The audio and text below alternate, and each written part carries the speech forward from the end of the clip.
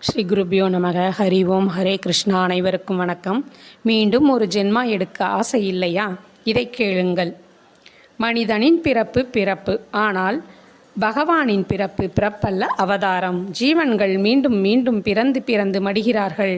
பகவானுக்கு பிறப்பு என்பதே கிடையாது. அதாவது பகவானுடையது அவதாரம்.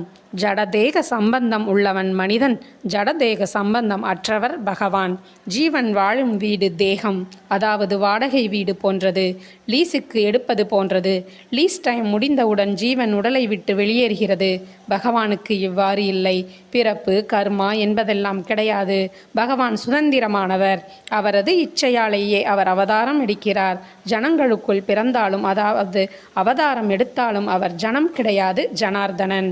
பகவானின் ஜென்ம கர்மாவை பற்றி அறிந்தவனுக்கு இன்னும் ஒரு ஜென்மா எடுக்க வேண்டிய அவசியமில்லை. நன்றி. ஹரே கிருஷ்ணா. சர்வம்